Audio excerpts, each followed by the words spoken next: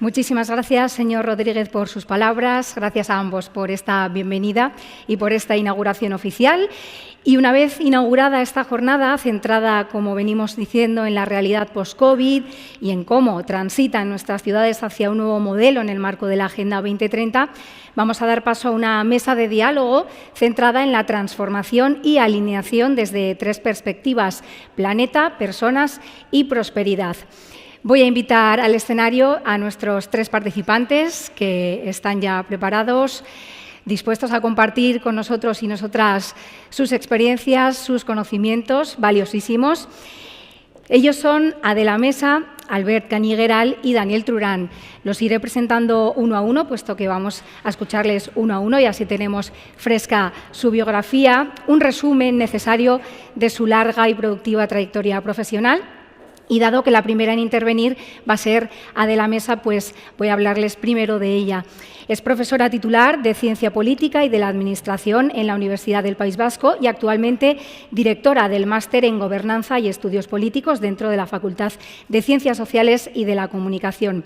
Sus áreas preferentes de docencia e investigación han sido Gobierno y Administración Pública, Recursos Humanos y Empleo Público, Gobierno y Administración Electrónica, Inclusión y Brecha Digital, Gobierno Abierto y Cambio e Innovación Pública. Su intervención va a girar hoy en torno a los nuevos horizontes y el papel de los gobiernos locales en este nuevo escenario, tanto hacia el exterior, en lo tocante a las relaciones con diferentes actores, como la ciudadanía, las empresas, los grupos de interés o el tercer sector, como hacia el interior, atendiendo a un empleo público cambiante también por jubilaciones y nuevas contrataciones de personal más joven y digitalizado. Así que les pido primero un fuerte aplauso para los tres de bienvenida.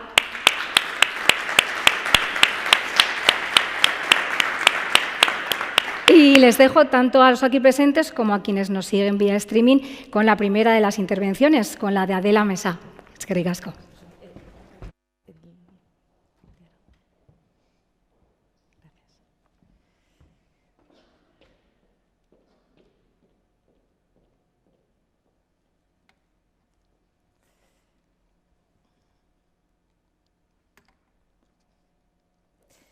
Bueno, Egunon, agradezco a Caleidos y a José Ramón Sobrón en su nombre por invitarme y ofrecerme la oportunidad de compartir esta sesión tanto con mis compañeros como con todas las personas asistentes a esta jornada.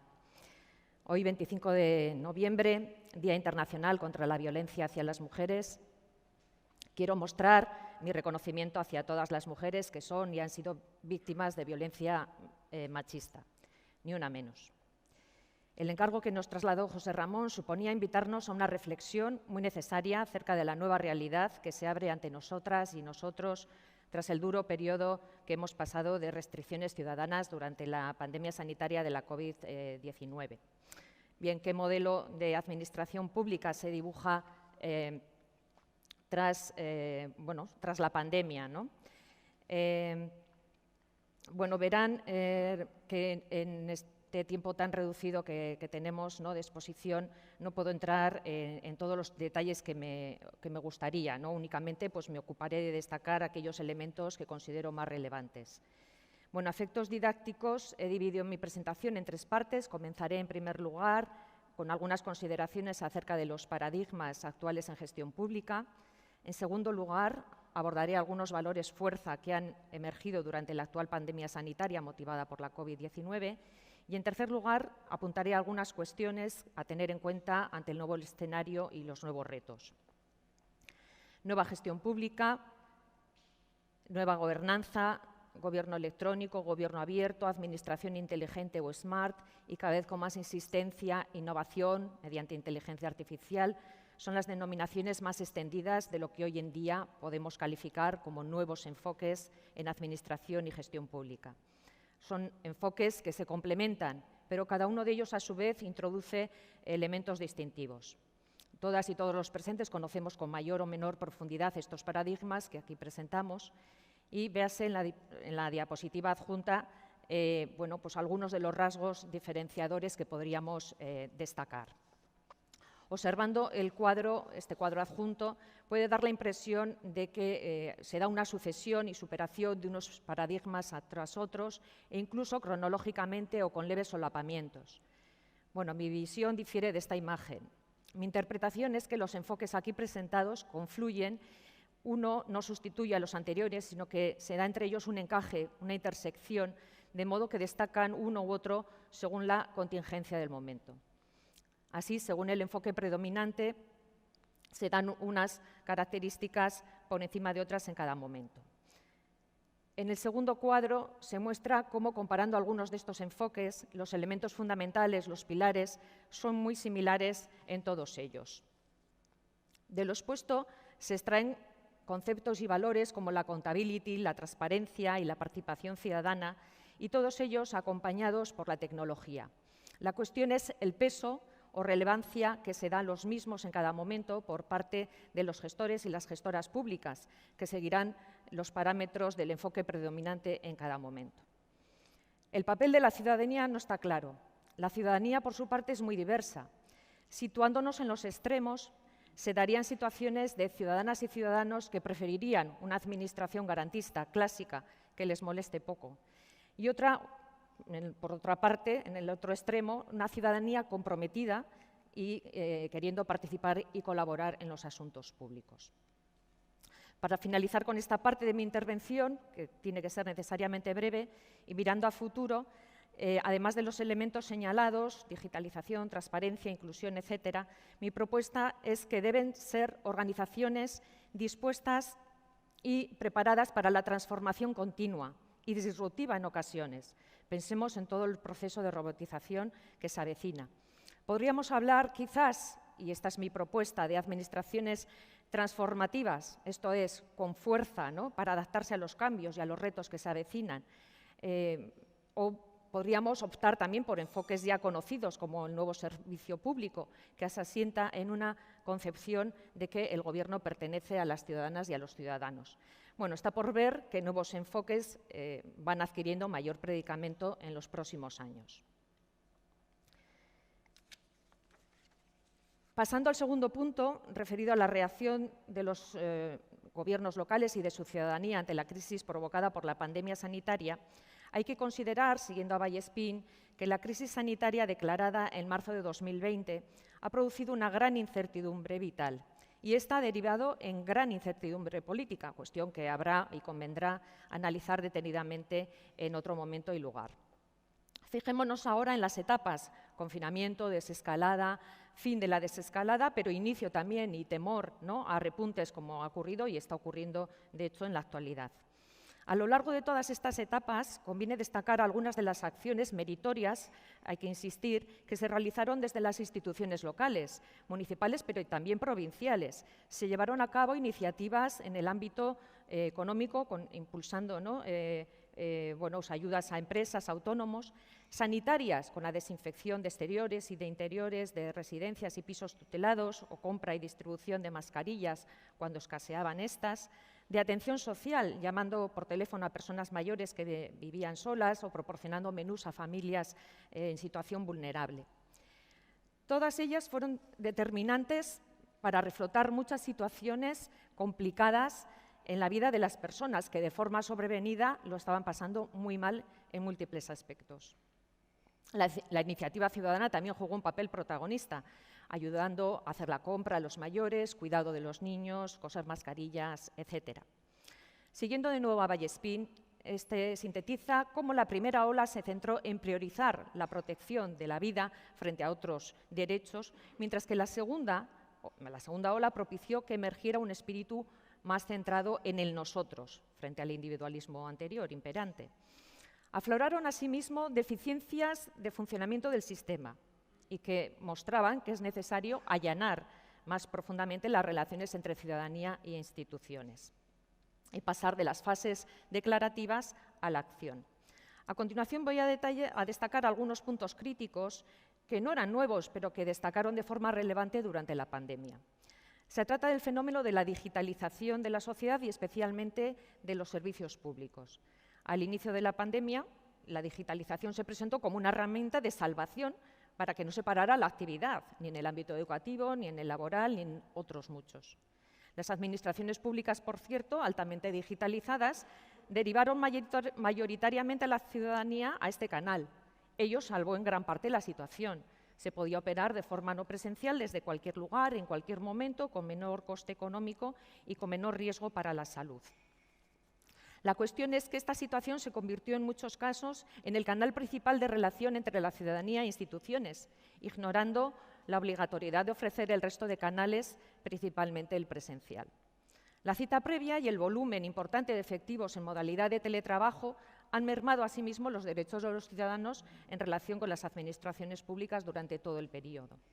Hay que recordar aquí las recomendaciones que recoge el informe reciente del Ararteko referido a la administración digital y las relaciones con la ciudadanía, que recuerda la obligatoriedad de las administraciones públicas de asegurar al ciudadano y a la ciudadana la multicanalidad y la asistencia, cuando no tutorización, en el uso de los canales telemáticos.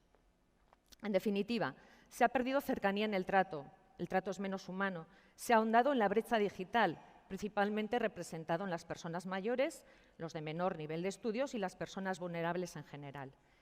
Yendo a las cifras, aunque casi el 60% de los internautas se hayan relacionado con la Administración a través de medios electrónicos, gran parte de la población encuentra dificultades serias para realizar sus gestiones a través de este medio. Contaré como anécdota que en un programa de radio en el que participé hace unos meses intervino un oyente, hombre de 35 años, con formación en informática, que manifestaba serias dificultades para manejarse en la administración digital, lo cual pues, realmente sorprende, ¿no? De hecho, según datos del INE, en 2021, un 10% de las personas, de los internautas que tuvieron necesidad de presentar algún formulario ante la Administración, acabó no presentándolo. Es interesante conocer las razones. Un 68% de los que no consiguieron llevar a cabo la presentación del formulario manifestaron que tuvieron que recurrir a una tercera persona. Un 39% manifestaban no tener habilidades o conocimientos digitales suficientes y un 36% encontraban o manifestaron carecer problemas de tipo de certificado o no tener firma electrónica.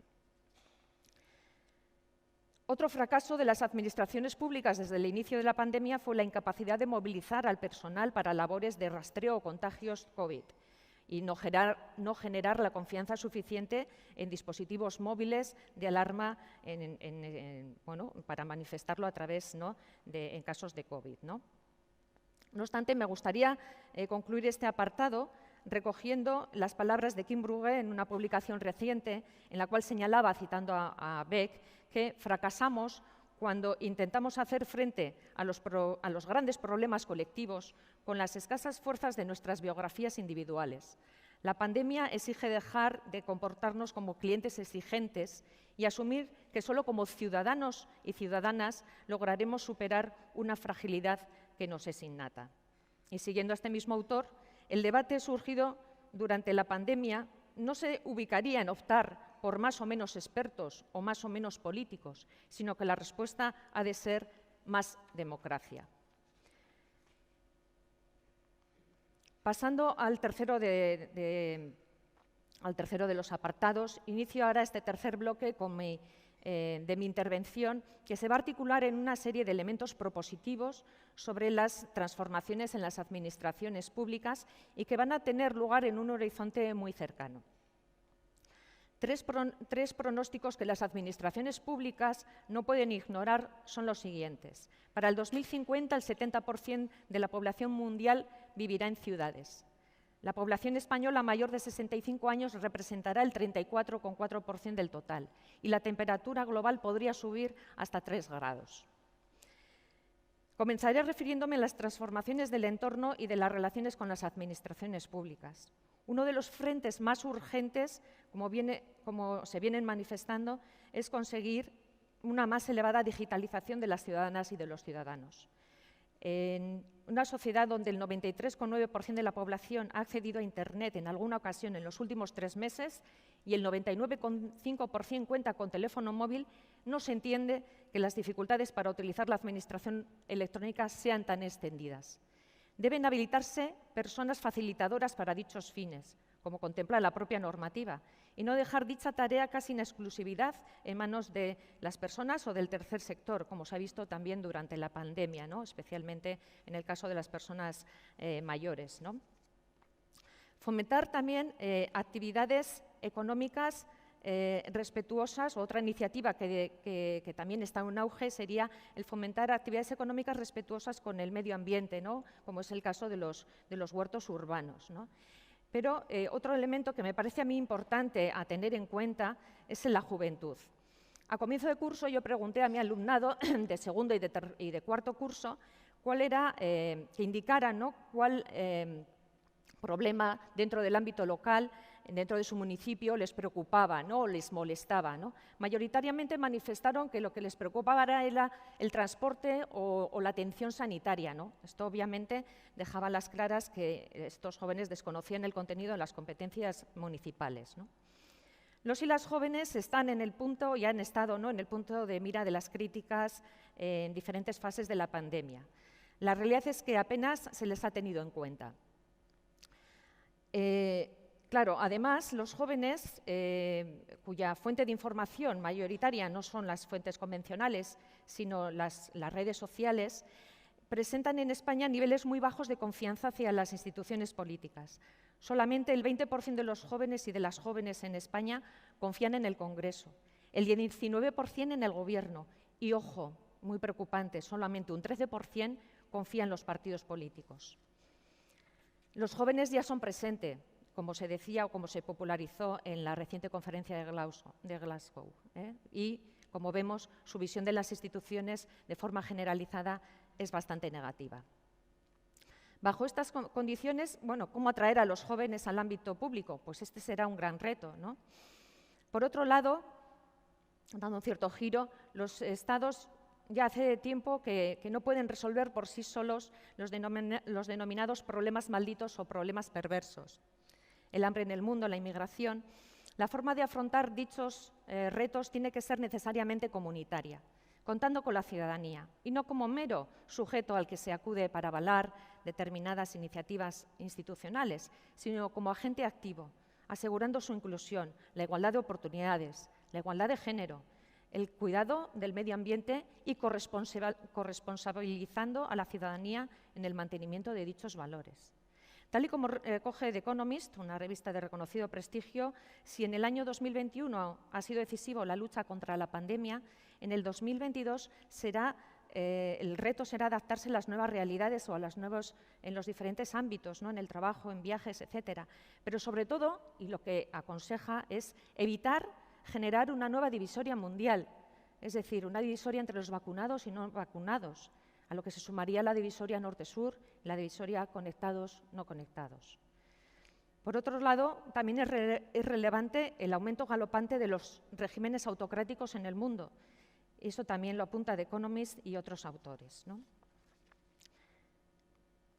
En cuanto a las transformaciones de las administraciones públicas para los años venideros, hay una serie de cuestiones que ya se han puesto sobre la mesa en repetidas ocasiones. Una de ellas es la preocupación por las jubilaciones masivas en el sector público en los próximos años. Se ha calculado, y cito a Miquel Gorriti, que en el caso del Gobierno vasco de aquí a 10 años se van a producir jubilaciones masivas, el 80% del personal cualificado en concreto, ¿no? Abandonará la Administración, ¿no? Esto también hay que verse como una enorme ventana de oportunidad para quizás ordenar la casa por dentro, ¿no? Y nuevamente apelo a los jóvenes. Las administraciones públicas tienen que hacer atractivo el empleo público para este colectivo, ¿no?, mediante estrategias innovadoras de reclutamiento, también de selección de personal, utilizar las redes sociales, que los procesos selectivos sean más prácticos y, sobre todo, que tengan en cuenta las competencias de futuro que se van a requerir, es decir, las competencias STEM y menos competencias de contenido jurídico, ¿no?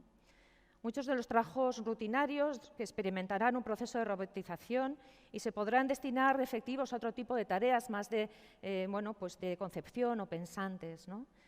Para lograr dichas transformaciones, coincido con Ramió y Salvador en que hay que dotar de mayor peso institucional a las unidades de gestión de recursos humanos.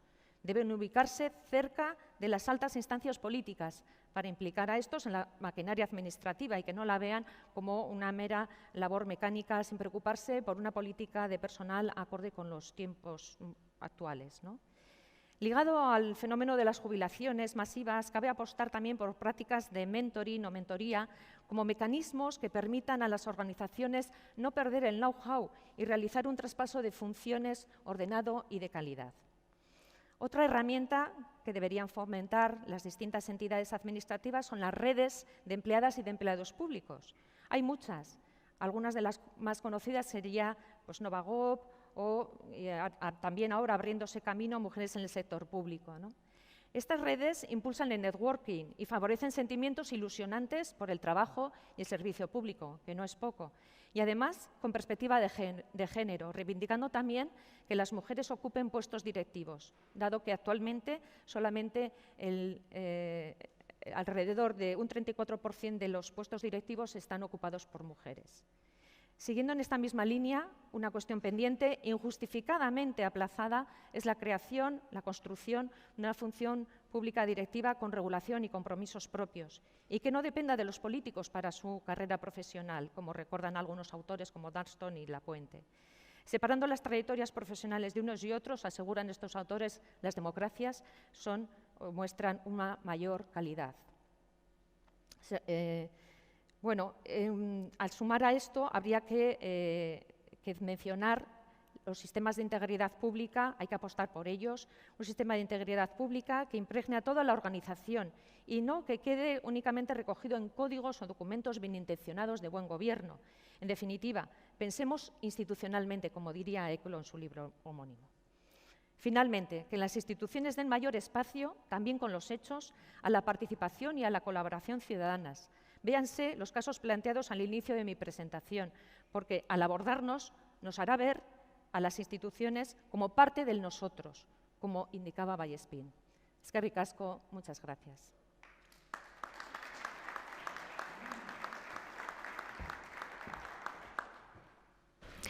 Muchísimas gracias a De la Mesa por esta primera intervención.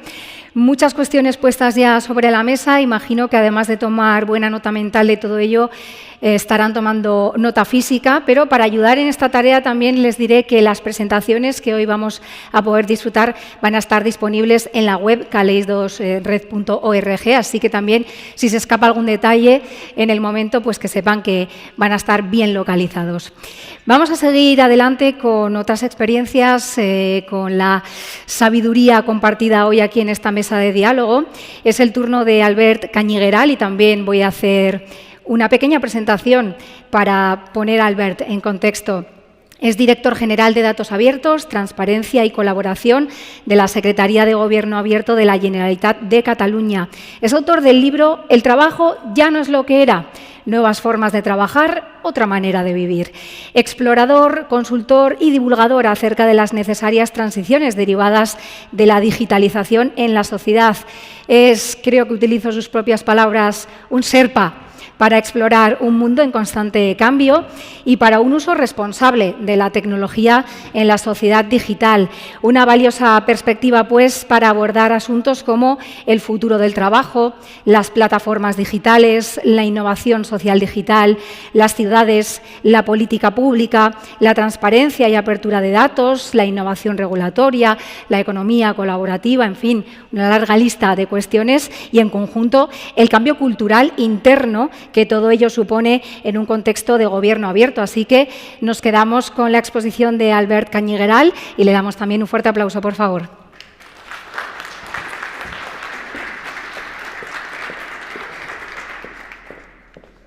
Para el streaming, ¿me puedo poner de pie?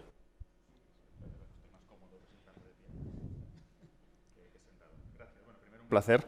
Gracias por la invitación y por la posibilidad de compartir algo del conocimiento adquirido en este nuevo rol que estoy teniendo en la Generalitat de Cataluña.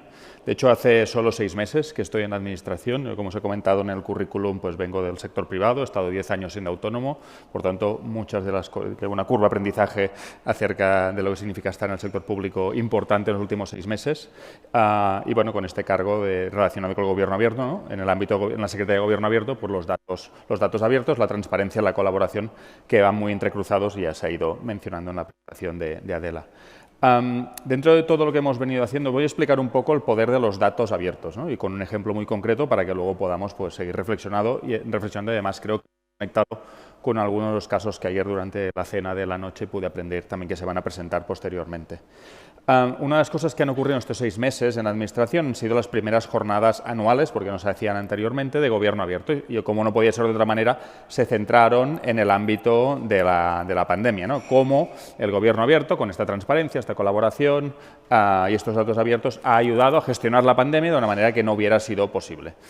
En estas jornadas están todos los vídeos colgados, todas las presentaciones colgadas, evidentemente, todo está abierto, si os interesa verlo, eso sí, está en catalán.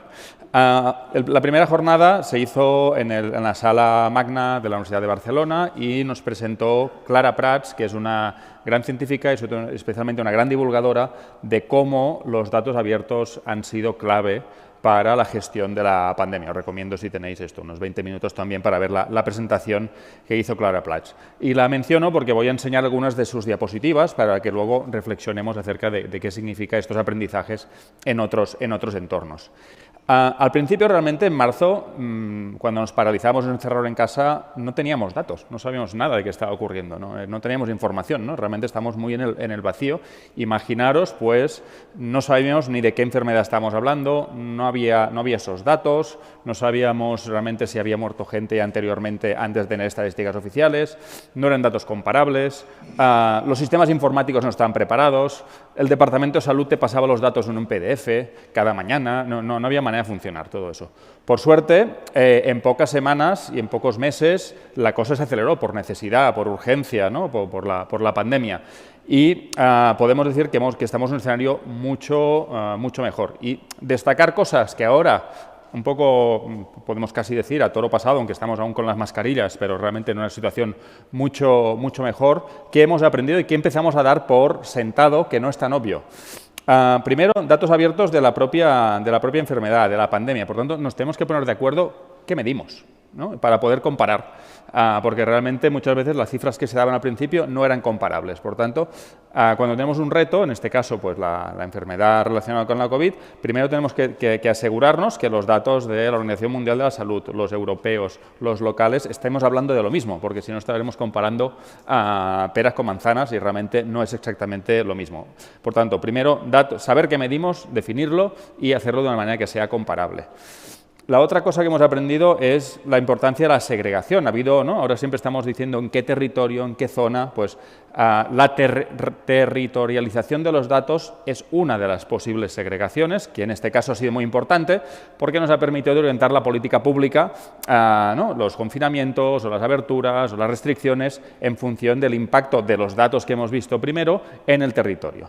Pero ahí también podemos ver pues, otros ámbitos como puede ser el género o incluso el estatus social. También se ha visto que en territorios con una economía más pobre resulta, y la gente vive más hacinada, ahí se ha visto que ha habido más impacto. Por tanto, si tenemos datos segregados por territorio, por género, por estatus social, podemos hacer otro tipo de análisis mucho más avanzado de lo que nos está ocurriendo. También datos actuales. No nos sirve tener los datos de la pandemia hace 15 días o hace un mes.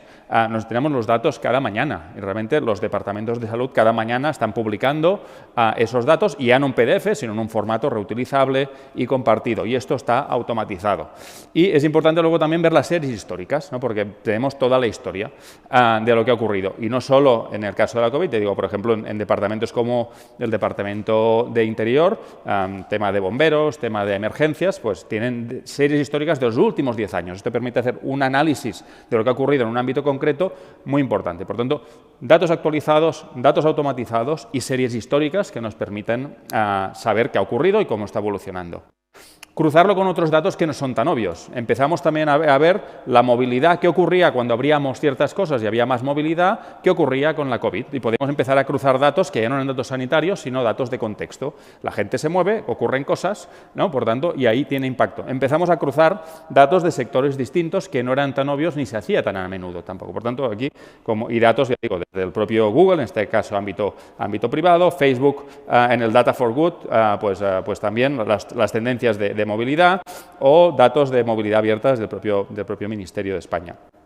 Y eso, como digo, permite empezar a analizar la situación de una manera más compleja, porque cruzas datos de situaciones distintas. Y también hemos tenido que poner al día los sistemas informáticos. No estábamos preparados para esta actualización, esta cantidad masiva de datos, esta actualización permanente. Por tanto, ya digo, los propios sistemas, en la Generalitat de Cataluña ya había un sistema basado en un software que se llama Sócrata, que permitía, se había hecho un trabajo previo y por tanto se pudo publicar todos estos datos y se han generado portales específicos para dar a la ciudadanía, a los medios de comunicación, a los investigadores e investigadoras, pues todo el rango de datos, pero esto no existe y se hizo de manera urgente y muy eficiente por la necesidad de la pandemia. Y finalmente, y por el más importante, el cambio cultural realmente, ¿no? Esto ha hecho que nos planteemos, que empecemos a entender más la digitalización. Hemos acelerado, muchas veces se ha dicho, ¿no? En estos meses hemos acelerado lo que hubiera tardado años a cambiarse, ¿no? Y este cómic es famoso de Tom Fishburne, ¿no? Que dice, bueno, que la transformación digital está a años de nuestra empresa y realmente la COVID pues te llega y te arrasa con la digitalización, o yo entendería más un cambio cultural de qué significa, ¿no? Nos ha empujado hacia esa dirección. Gracias a esto hemos podido hacer muchísimas cosas, ¿no? Digo, estos eran las bases, los ingredientes que nos han permitido hacer modelos y predicciones, ¿no? Teníamos qué va a pasar, ¿no? Ahora lo estamos viendo, que está a haber un repunte, la famosa R, la replicabilidad, la ocupación, y podemos hacer una previsión de qué podía ocurrir de aquí a una semana, de aquí a un mes, sí seguíamos igual, sí hacíamos otras cosas, por lo tanto, podemos tocar variables y hacer previsiones hacia dónde vamos. Monitorización permanente por el propio sector público, por los medios de comunicación y por la ciudadanía, la cantidad de mapas que han salido gracias a estos datos abiertos. Análisis también del pasado, del presente, del futuro, qué pasaría, ¿no? Tenemos muchas variables, qué pasa si la tasa de vacunación es X o Y o Z y el tipo de curva, como vemos aquí, pues esto es todas las muertes que se han evitado gracias a la vacunación. Si no hubiera sido vacunación con la ola después de verano, resulta que habríamos tenido una ola de muerte casi equivalente a la del inicio de la pandemia, ¿no? Por tanto, hemos podido tener. Y sobre todo, muy importante, con un reto tan complejo, toda la parte de divulgación y comunicación. También hemos explicado, hemos sido muy transparentes en pasar la información, en tratar a la ciudadanía como una ciudadanía adulta, madura, capaz de entender, pues directamente desde la administración y a través de los medios de comunicación. Digo, esto nos parece normal, pero realmente ha sido algo que hemos aprendido y que hemos hecho de manera acelerada durante estos meses de pandemia. Por tanto, y como concluía la doctora Clara Prats, ¿no? Los datos abiertos han sido una pieza clave, una pieza esencial en la gestión de los datos de la pandemia. Y lo dejo en blanco, ¿eh? ¿Os imagináis qué hubiera pasado en la gestión de la pandemia sin estos datos abiertos, sin todo esto que he mencionado? No es fácil de imaginarse, es casi un poco distópico imaginarnos qué hubiera ocurrido si no hubiéramos compartido esos datos, no tuviéramos esa información, esa transparencia, ¿no? Volved, intentad regresar al marzo del 2020, cuando realmente estábamos encerrados en casa y no te acercabas a nadie porque no sabías qué realmente podía pasar ni en tu casa ni en alrededor, ¿no? Por tanto, los datos han sido claves para la gestión de la pandemia. Y esta es la mirada que estamos trayendo en el nuevo equipo que está llegando a Gobierno Abierto, pues hemos puesto los datos abiertos en el centro, después de esta experiencia, ya veníamos con ese convencimiento, como elemento, como herramienta, como estrategia que permite trabajar, abordar retos complejos en el ámbito del Gobierno Abierto. Por tanto, los datos abiertos como elemento que unen la transparencia, la participación y la colaboración. Y me ha gustado mucho la introducción que se ha hecho al inicio al hablar de integridad, de ética, de compartir, de debate, de participación, ¿no? Porque realmente ya son elementos que también tenemos identificados en este ámbito. Y lo que hemos aprendido es que los datos abiertos son una herramienta, son un catalizador, son como un poco el aceite, que permite organizar todas estas piezas de una manera bastante eficiente y escalable también, ¿no? Y donde podemos interrelacionar el sector público, privado y la ciudadanía.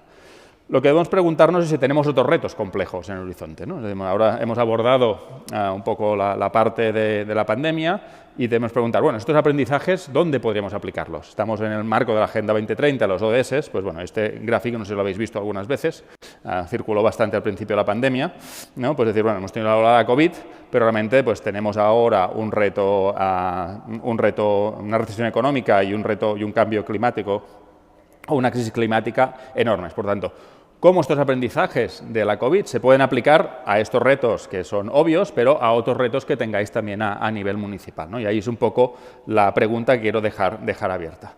Y lo que estamos haciendo para avanzar en esa dirección, se ha anunciado, ahora tenemos presupuestos en la Generalitat desde hace un par de días, y por tanto podemos ya explicar un poco lo que vamos a hacer en esta legislatura, y es Cataluña un país de datos para poder hacer estas interacciones no solo en el ámbito de la pandemia, sino en otros ámbitos. Esto, como digo, lo ha comentado pues, la consejera y se ha hecho ya público los últimos días, y es este proyecto que tiene como objetivo empoderar a los ciudadanos y al sector público también, maximizando la apertura de datos para el bien común, ¿no? Datos para el bien común. Hay muchos datos en la sociedad que, como hemos visto con la pandemia, si los compartimos, si los unimos, si los agregamos, tienen capacidad de generar mucho valor público.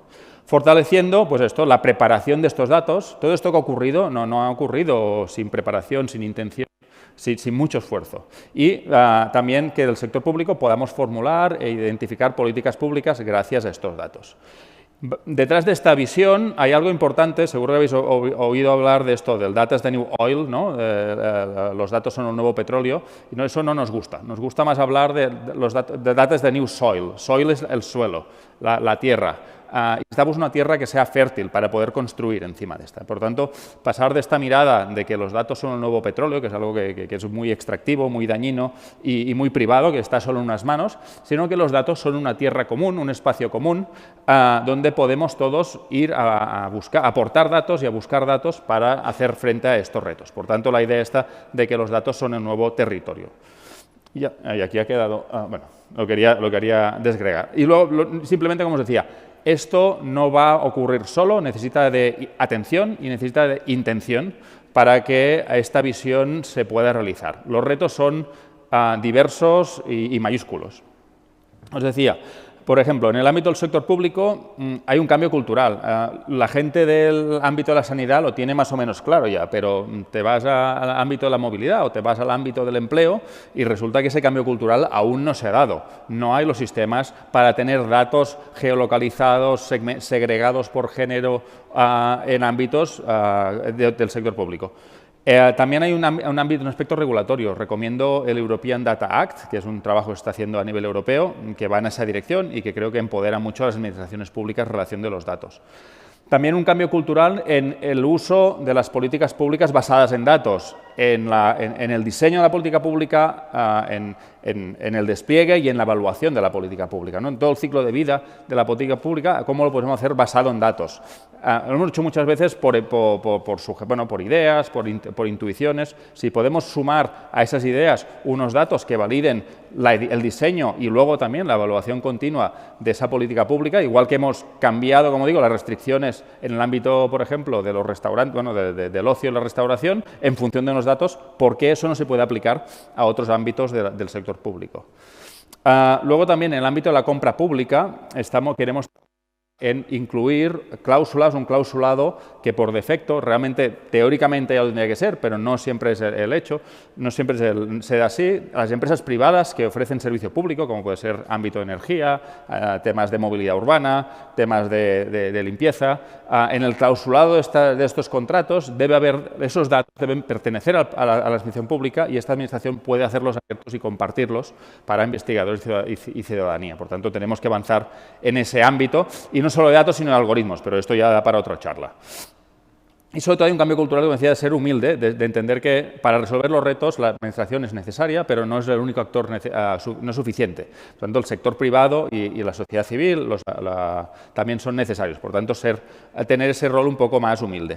En el ámbito del sector privado, y ahora lo veremos con Daniel, es importante que las empresas también entiendan que tienen muchos datos que por ahora hemos aceptado que son datos privados, que forman parte de las empresas, qué parte de esos datos tienen potencial de valor público. Yo creo que el ámbito de la economía social y solidaria o las empresas B, que ahora nos va a comentar Daniel, tienen alto potencial de ser donantes de datos también, para que tengan valor público. O qué tipo de acuerdo podemos llegar del sector privado con el sector, del sector público con el sector privado para tener acceso a datos o a estadísticas, porque realmente, sobre todo las empresas digitales, nadan en datos. También tenemos toda la legislación europea del GDPR, donde los datos realmente son de los usuarios. Podéis pedir los datos a Endesa o a una compañía de aguas porque son vuestros datos y si los queremos los podemos dar también para el bien común, pero eso hay que trabajarlo también, ahí hay bastante trabajo. Y en el sector cívico, desde la ciudadanía, pues primero tenemos que articular ese derecho a la participación, tenemos que articularlo también como un derecho de contribuir con mis datos. No está claro, porque eso requiere una validación, de una calidad de esos datos. Tampoco me sirve cualquier dato, ¿no? Me sirven datos buenos, datos orquestados. Y hacerlo a título individual es bastante complicado. Lo mejor es montarlo en pequeñas cooperativas, en pequeños grupos. La legislación europea habla de los data trusts, con una S final, que son unos colectivos que permiten la agregación de personas para un fin común, o también cooperativas de datos.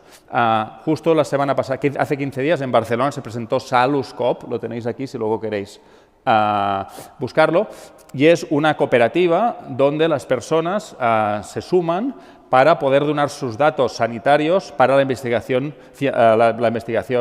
sanitaria, también a través de unas campañas de investigación.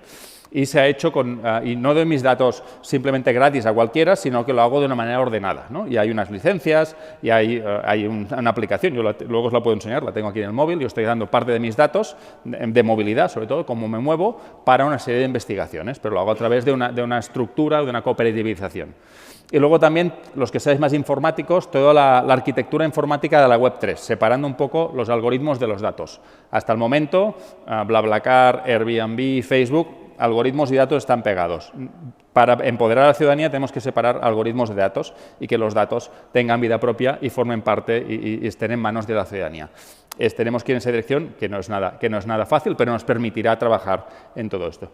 Y finalmente, todo esto no funciona pues bueno, sin retos transversales como el talento. Necesitamos talento en el sector público, privado, cívico, para poder hacer todo esto. Sin un talento en datos, es un talento escaso, que muchos de ellos se están dedicando a la inteligencia artificial para hacer mejores anuncios y para que compremos más cosas en Black Friday. Tenemos que mover ese talento de datos en otros espacios más interesantes. La parte académica, datos y sociedad, ¿no? Es decir, cómo todo esto que estoy comentando es bastante novedoso, por tanto, cómo enlazamos los datos y sociedades del ámbito también académico y un modelo económico en base a estos datos también, porque el dato abierto no tiene por qué ser siempre dato gratuito. Tenemos que encontrar modelos justos, equilibrados para la gestión de estos datos por la parte de todos estos actores. Y ya para ir cerrando, a esto lo hemos llamado un espacio común de datos abiertos. Un poco queremos como una especie de huerto donde la gente pueda venir a aportar sus datos y a buscar datos. Y para eso es muy importante la gobernanza y es lo que estamos intentando a plantear. Lo primero que uno se le puede plantear, bueno, el rol de la administración, aparte de aportar algunos datos, es este rol un poco de director. Y podemos pensar en este director de orquesta clásica, pues muy empoderado, todo el mundo lo mira, con una partitura y que sabemos exactamente lo que tenemos que hacer y qué vamos a tocar. Pero esto no funciona, ¿vale? Nos tenemos que parecer más, y esto va a ser complicado, más a una jam session, ¿vale? Por tanto, no sabemos exactamente qué va a ocurrir, tenemos que dejar espacio y que la gente que toca mejor, ¿no? Dejarle un poco más de espacio, que brille un poco más. Por tanto, desde la administración queremos orquestar todo esto, pero de una manera, con una mirada bastante más ágil, bastante más libre, para que ocurran cosas que bueno, nosotros definir el terreno de juego, definir cómo se puede orquestar esta colaboración, pero no de una manera rígida, fija, con exactamente qué va a ocurrir, sino de una manera un poco más abierta. Y bueno, como decía también Peter Drucker, que lo has mencionado también, pues bueno, la mejor manera de construir, de predecir el futuro es creándolo, construyéndolo. Aquí está el reto compartido. Entonces vamos a estar con este proyecto, encantado de hablar con todos vosotros y vosotras de los retos compartidos alrededor, ahora o cuando sea. Gracias.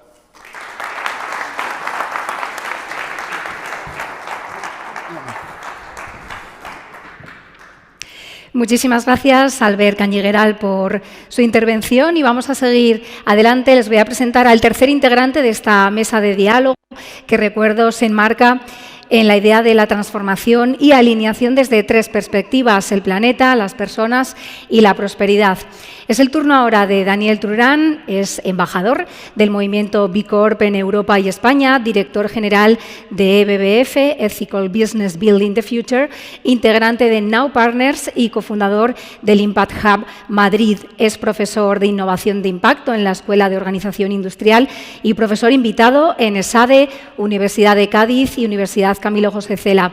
Su pasión es la de facilitar una innovación útil a empresas, personas y organizaciones que quieran prosperar, aprovechando los rápidos cambios que trae esta nueva era de la colaboración. Es, en resumen, un facilitador del cambio y ayuda a conectar networks internacionales de personas y organizaciones a sus valores y a su innovación para permitirles ser protagonistas de un impacto positivo, ser empresas con propósito, que puedan participar del desarrollo estratégico del territorio y del fortalecimiento sociocomunitario. Así que escuchamos a Daniel y le recibimos también con un fuerte aplauso, por favor.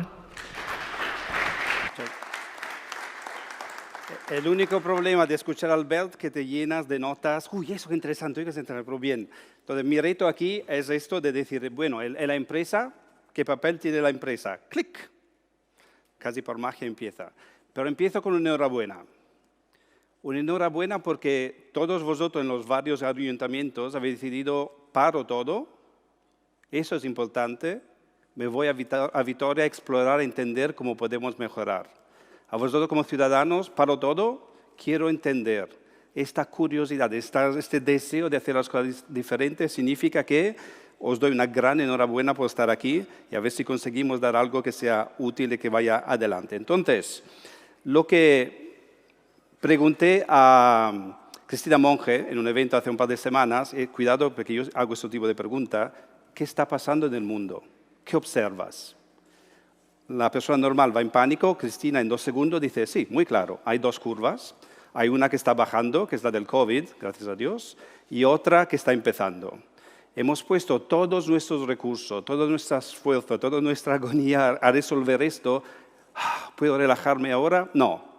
Ahora llegan las olas, ¿no? Todos los otros retos que tengo, y claro que la gente está un poco alta, la gente tiene miedo, tiene ansia, vamos a hacer un periodo bastante chungo de gente que dice ya no puedo más y va a protesta, va a otras áreas. Entonces, esto es lo que tenemos que lidiar en el post-COVID. ¿Qué vamos a lidiar y cómo lo vamos a gestionar?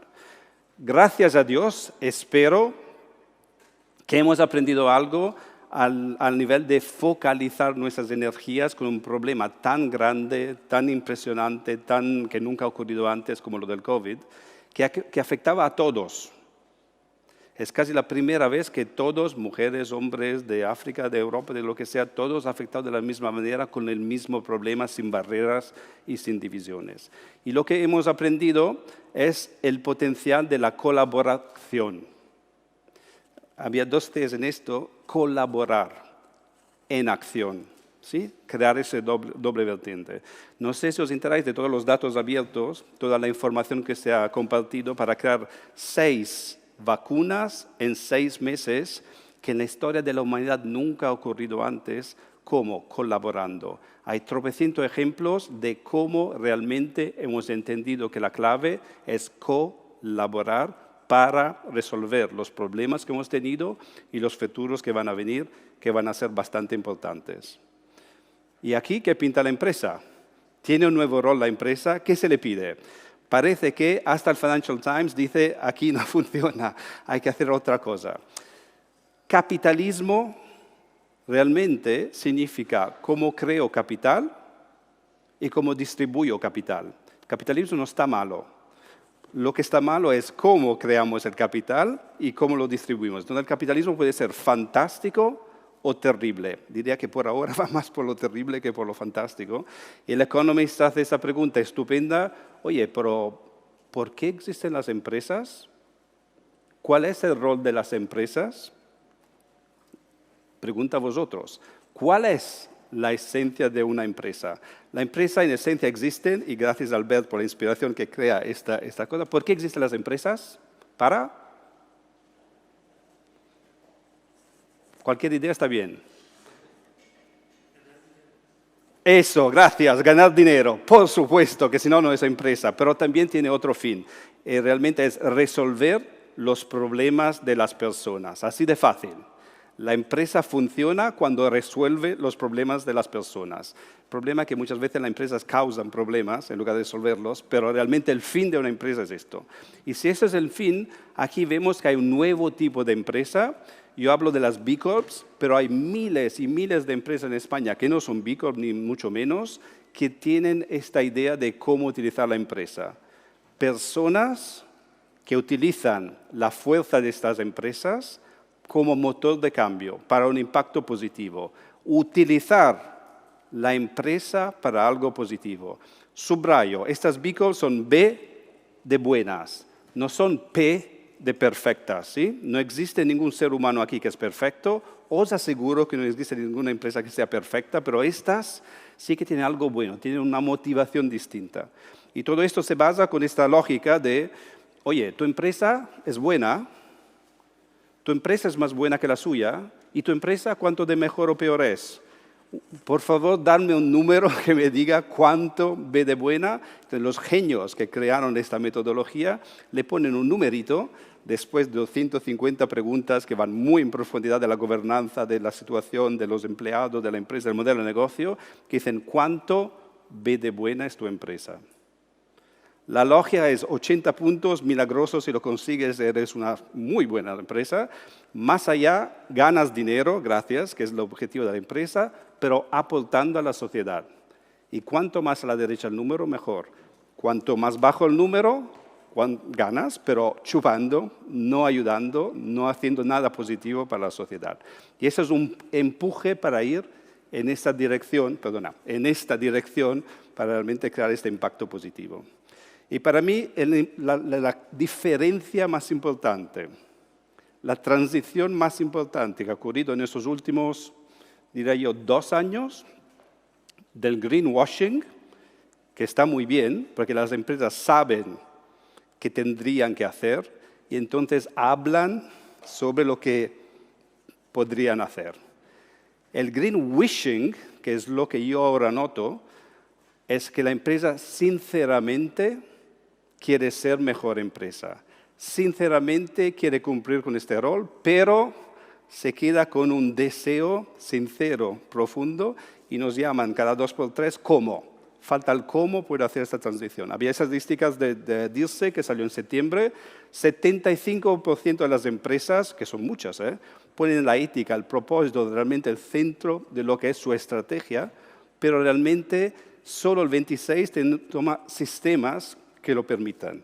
Albert ha sido fantástico, es decir, todo el sistema que han creado para que esto se hiciera realidad, por ahora está intencionalidad, falta realmente el sistema. Hay un gap ahí estupendo donde nosotros podemos intervenir, las empresas van a intervenir, pero las empresas son eficaces y saben cómo hacerlo, de mover eso de la izquierda.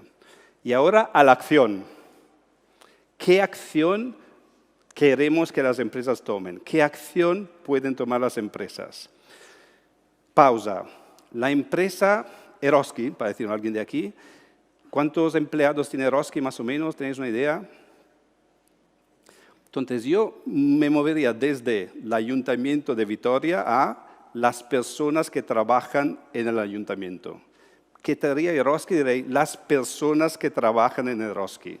Siempre decimos la empresa, el ayuntamiento. No, somos individuos, son individuos y estas personas viven en la ciudad, tienen una conexión directa con la ciudad. Y lo mismo la ciudad tiene una conexión directa con ellos. Y vamos a ver algunos ejemplos de cómo esto se puede hacer realidad. B-Citizens Lab. Oye, ciudadano, ¿cómo resolvemos todos los problemas de los ODS de Barcelona en este caso? Entonces, dentro del marco de Barcelona más B, creado con B-Lab, es preguntarle dentro de un evento, el centro de diseño, hay un evento muy grande, con esta excusa interactuamos con la ciudadanía, y no había datos, era muy low-tech, verás cuánto de low-tech, hablamos. Fase 1, ¿cuáles son los retos que tenemos en esta ciudad? Fase 2, super low-tech. Dibuja tu cara, que es un poco de artístico como era diseño, y danos no solo los retos, sino que también las soluciones. Y esta manera de hacer que la gente participe en las plazas, yo añoro las plazas. ¿Sabes? La plaza donde íbamos a jugar al fútbol, donde los viejecitos hablaban. Esas plazas, esos lugares, este Palacio de Europa donde pueden ocurrir cosas, preguntar, interactuar. Esta conexión física te da un nivel de interacción, de información que no obtienes con un formulario, con algo frío. Esta conexión que funciona. Fenomenal. Gracias, ciudadanos, nos habéis dado input y ahora volvemos a Barcelona más B y ahora lo llevamos a las empresas. Los ciudadanos han dicho que esos son los retos, esas son las soluciones. Adelante. Este ciclo que permite que ciudadano-empresa, que tampoco es tan complicado, empiecen a entenderse, a trabajar juntos, a co-crear, como hemos aprendido que es la solución. Juanjo Manzano de Alma Natura que habla del rol de los ayuntamientos, de la administración local, para lo rural, ¿no? Para realmente dar vida a estos pueblos rurales que se están perdiendo. Y ahí no es solo tú tienes que hacerlo, si vais a ver lo que hace esta B Corp es realmente activar, hacer, dar soluciones, el reto y la solución de la empresa que se integra. No vamos tan lejos. Aquí en Vitoria hay alguien que se llama Bico, que con Rural Citizens lo que está llevando es innovación social. ¿Sabes? Esos pueblos viejos, todos los viejecitos así, son seres humanos con un potencial único, individual. Despertar este potencial es algo que algunas empresas han decidido hacer para el bien también de más lugares. Es también una grande empresa, donde cómo conectamos el cambio necesario en el sector de la alimentación. Esto va de educar a los niños y ofrecer comida sana a las niñas o los niños. Entonces aquí es voces de distintos campos para compartir aprendizajes, actividades. ¿Y qué ocurre aquí? Que es, la empresa se llama Danone, que colabora con Ashoka, el gobierno de educación y formación profesional, CEDO, así diciendo, colaboraciones. La tentación es, tengo iniciativa, Danone, dame el dinero, hasta luego. Esto es un viejo modelo. El nuevo modelo es que Danone, la Danone o lo que sea de la empresa, trabaje con nosotros para crear soluciones que las personas que trabajan en Danone, tenéis que conocerlos, están tan emocionados con este proyecto que casi dejan todo lo demás al lado, porque eso es lo que realmente une, que apasiona, que crea comunidad, que crea soluciones que todos necesitamos. Y esto es, otra última cosa, las empresas con propósito. Hay una campaña ahora que hemos lanzado de empresas con propósito, más de 30.000 firmas. ¿Has firmado? Empresasconpropósito.net, poco de publicidad subliminal. Lo que queremos es que, igual que en Francia, en Italia, en Estados Unidos, en Uruguay, en Colombia, hay ese modelo legal. Yo soy una empresa, no soy una no-profit, no soy una for-profit, soy una empresa con propósito, con el estatuto que dices, mi propósito no es solo hacer dinero, es también y sobre todo tener una misión social. No existe en España, estamos lanzando esto. Lo que a mí me ha chocado de esto ha sido cómo se ha levantado la gente, no las empresas, la gente. Se han emocionado alrededor de algo que merecía la pena. La gente necesita más que nada esperanza. Ganas hay, despertar esas ganas, despertar ese talento alrededor de algo que merezca la pena. Se van a la calle, aquí, el Hotel Altiem, ahí en la calle, a postear, súper felices del Impactable. Esas entonces, B Corp, no B Corp, empresas y gente de empresa que dices, yo me uno para algo que merezca la pena. Algo que merezca la pena y co-crear juntos. Entonces, para acabar, para mí, ese es el círculo virtuoso. La empresa, sus personas, la ciudad, y volvemos al principio, la academia. Para mí, este es el círculo virtuoso del ayuntamiento del futuro, que realmente sea capaz de liderar esta co-creación, ese espíritu colaborativo que incluye a todos los seres humanos, todos los talentos, toda la capacidad, porque vamos a necesitar esta capacidad en el futuro. Colaborar entre estas personas para este fin común que merece la pena es la mejor manera de seguir adelante. Muchas gracias.